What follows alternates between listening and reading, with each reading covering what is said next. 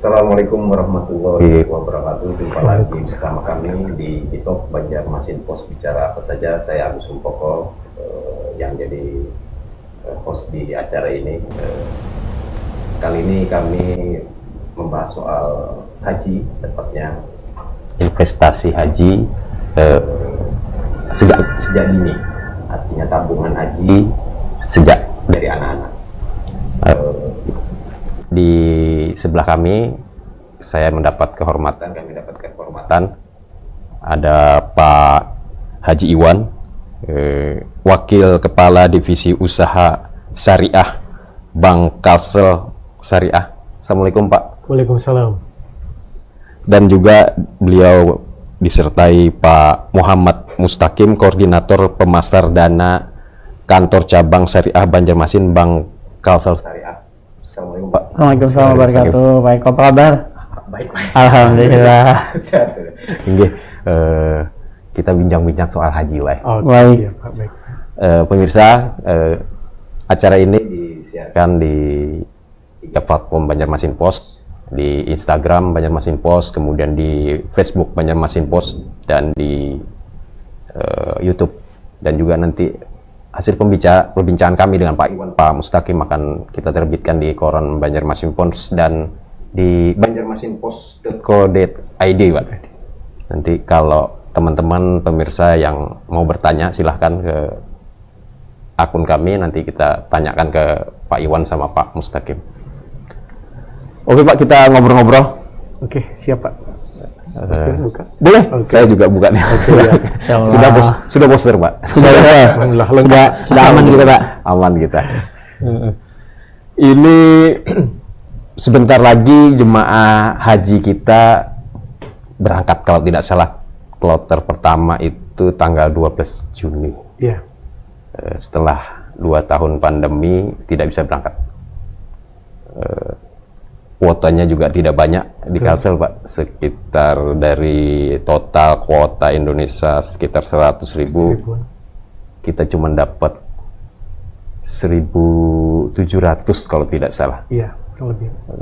Kemudian juga di Kalteng juga ada sekitar 700-an sekitar. Jadi Kalsel Kalteng yang masuk embarkasi Banjarmasin itu sekitar 2.500. Kalau saya lihat itu dengan adanya pandemi, kemudian kuota yang sedikit, itu kayaknya rentang waktu keberangkatan seseorang itu semakin jauh gitu. Iya, bisa betul, belasan tahun, puluhan tahun gitu. 30-an tahun malah Pak. Terakhir di Januari itu datanya itu kira-kira 36 tahun Pak masa tunggunya. Masa tunggu. Waktu masih pakai kuota yang lama. Yang kuota lama. Ya, apalagi dengan mudah-mudahan nanti di tahun depan balik lagi kuotanya Pak. Kuotanya. Kalau tahun ini kan diperkecil kan. Ya. Nah, mudah-mudahan tahun depan nanti kembali normal lagi sehingga antrian itu bisa lebih dipercepat. Lebih cepat jalannya Pak ya. Kalau tahun-tahun biasanya berapa kuota kita Pak? Sekitar 3.000-an? 2.000-3.000? Ya, sekitar itu Sekitar Pak. itu Pak ya. Betul. Karena kan saat ini yang 1.700 itu kan kepotong 50% kayaknya. Iya, betul. Terkait dengan COVID kan. Jadi rentang waktu semakin panjang itu perlu persiapan yang semakin jauh kayaknya. Iya, betul Pak. Mungkin kalau persoalan uang mungkin masih bisa diatasin ya Pak ya. Iya. Tetapi persiapannya sekarang adalah persiapan dari anak-anak nih mestinya.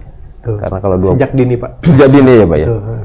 Kalau saya misalnya 40 tahun, kalau 30 tahun berarti di 72 tahun berapa? 72 tahun. Kalau masih hidup ya Pak. Insya Allah Pak. Kalau masih hidup 70 tahun.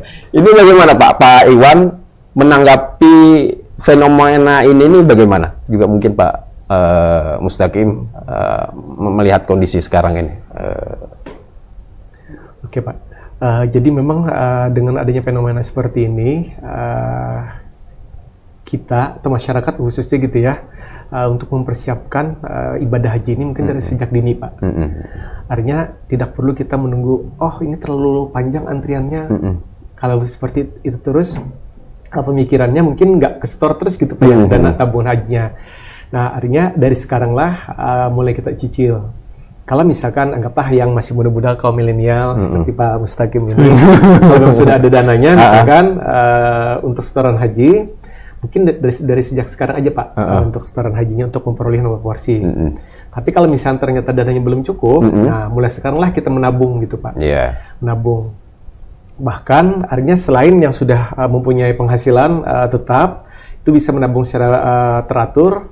Juga orang tua, kalau misalkan mau mempersiapkan anak-anaknya agar nantinya harapannya sih tidak terlalu tua pada saat dapat diberangkatkan haji gitu Pak ya. Nah mungkin dari sejak dini, sejak kecil juga sudah bisa Pak dibukakan tabungan hajinya.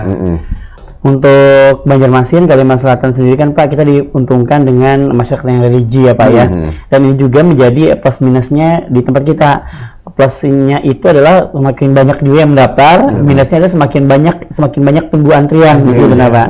Jadi dipermudahkan dengan diantaranya ada Bangsal Syariah hadir dan juga perbankan syariah lainnya dengan syarat tadi dibukakan rekening untuk bisa menabung sampai dengan nanti 25 juta saldonya terkumpul akan kita bantu untuk setorkan ke Siskohat atau sistem komputerisasi haji terpadu. Nah seperti itu Pak. Dan ringan sekali untuk pembukaannya Pak, hanya dengan Rp100.000 untuk setoran awal. Itu saldonya tidak hilang ya Pak, tidak ada administrasi, jadi hanya saldo awal, kemudian kapanpun ada rezeki ditambahkan, mungkin tidak terasa sebelum waktu Pak ya, sampai dengan nanti 25 juta itu akan kita bantu untuk daftarkan ke Siskohat. Seperti itu Pak. Idealnya untuk mulai kapan anak-anak didaftarkan itu, dimasukkan tabungan? Idealnya nih? Sejak dapat NIK Pak. Biasanya 1 hari juga bisa Pak ya.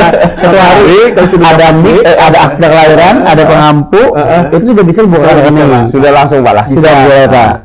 Nah, tapi untuk didaftarkan ke Siskohatnya itu harus menunggu anak berusia 12 tahun dulu Pak. Betul.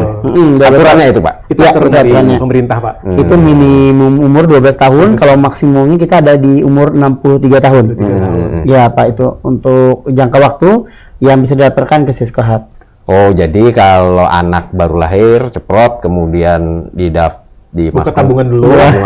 Ya. Setelah 12 tahun, ya, saldonya cukup 25 juta. Saldonya cukup 25 juta, ya, baru kita bantu. Baru daftarkan. Baru masuk Siskohat. Iya. Dapat nomor antrian. Persi haji. Oh, gitu. Dilengkapi berkas-berkas juga Pak ya, seperti paspor, kemudian ijazah-ijazah pendukung lainnya untuk kesamaan nama.